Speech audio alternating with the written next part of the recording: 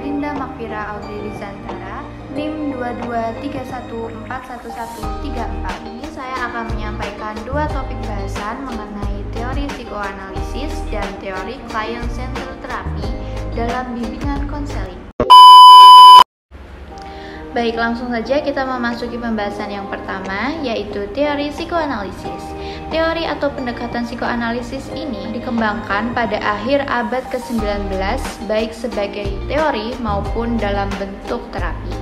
Upaya untuk menelusuri kembali sejarah psikoanalisis ini selalu mengarah pada satu tokoh terkenal, yaitu Sigmund Freud. Lahir pada tahun 1856, beliau merupakan seorang ahli saraf terkemuka di dunia. Menurut beliau, kehidupan jiwa memiliki 3 tingkatan kesadaran, yaitu sadar, prasadar, dan tak sadar. Sampai dengan tahun 1920-an, teori tentang konflik kejiwaan hanya melibatkan ketiga unsur tersebut.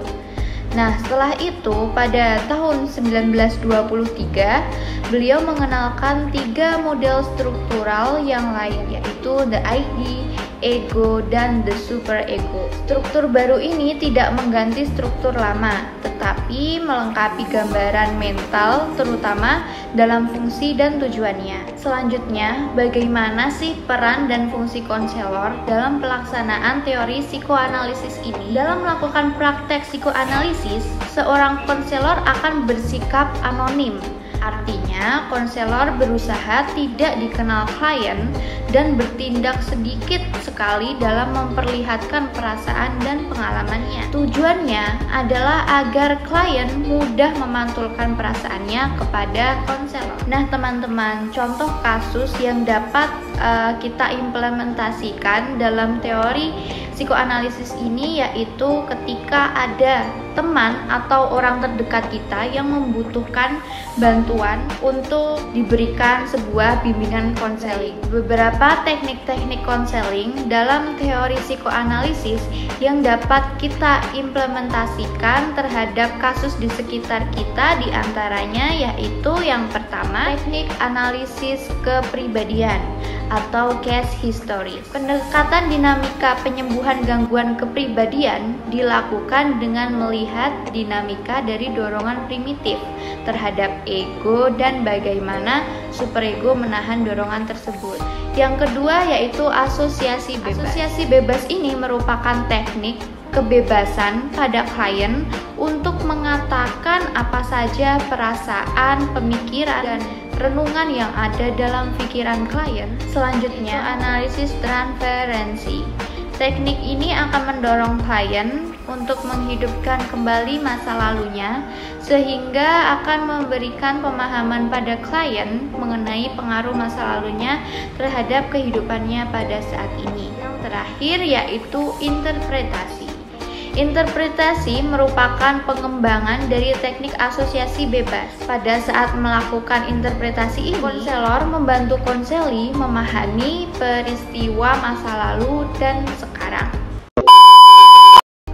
Selanjutnya, kita akan memasuki pembahasan kita yang kedua, yaitu teori client-centered therapy. Pendekatan konseling client-center ini juga dikenal sebagai konseling yang berpusat pada orang atau konseling Rogerian adalah bentuk konseling bicara non-direktif yang dikembangkan oleh psikolog humanis Carl Rogers selama tahun 1940-an dan 1950-an. Dalam pendekatan konseling ini, konseli bertindak sebagai mitra setara dalam proses konseling, sementara seorang konselor tetap tidak mengarahkan konseli, tidak menilai perasaan konseli, atau menawarkan saran dan solusi.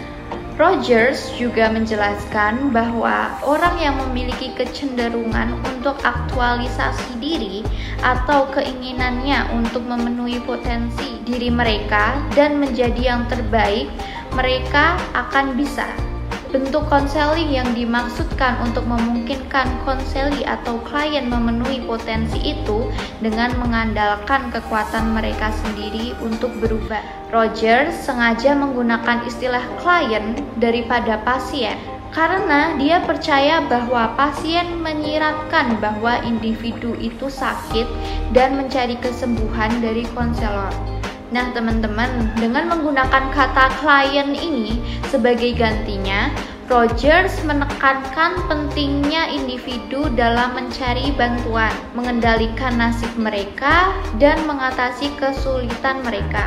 Pengarahan diri ini memainkan peran penting dalam konseling yang berpusat pada klien. Teori client center ini juga memiliki beberapa teknik-teknik yang dapat kita implementasikan dalam kasus yang terjadi di sekitar kita. Teknik yang pertama yaitu teknik keaslian dan kesesuaian. Konselor yang berpusat pada klien menampilkan keaslian dan keselarasan dengan konseli. Teknik ini berarti konseli selalu bertindak sesuai dengan pikiran dan perasaan mereka sendiri, membiarkan diri mereka berbagi secara terbuka dan jujur. Menampilkan keaslian dan keselarasan juga membantu menciptakan hubungan yang aman dan saling percaya antara konseli dan konselor. Selanjutnya, teknik yang kedua yaitu teknik penerimaan positif tanpa syarat. Teknik ini gambarannya seperti konselor akan menunjukkan penghargaan positif tanpa syarat dengan selalu menerima seorang konseli atau klien apa adanya dan menunjukkan dukungan dan perhatian apapun yang klien hadapi atau alami. Konselor harus mengungkapkan perasaan positif kepada klien, atau juga bisa konselor akan mendengarkan secara aktif, kontak mata yang responsif, dan bahasa tubuh yang positif. Selanjutnya, teknik yang ketiga yaitu teknik pemahaman empati. Pada teknik ini, konselor juga akan memberikan sikap empati selama sesi konseling, bertindak sesuai dengan cerminan perasaan dan pikiran konseli atau klien. Seorang konselor akan berusaha memahami klien dan mempertahankan kesadaran dan kepekaannya terhadap pengalaman dan sudut pandang dari klien.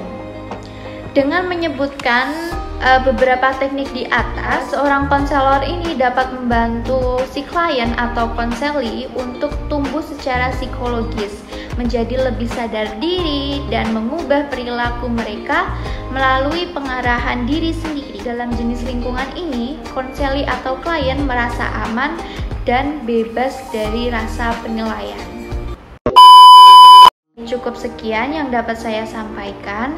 Saya pribadi memohon maaf karena saya menyadari masih terdapat banyak kekurangan karena keterbatasan yang saya miliki. Karena itu saya mengharapkan kritik dan saran yang bersifat membangun agar dapat memperbaiki di langkah-langkah selanjutnya. Sampai jumpa. Terima kasih.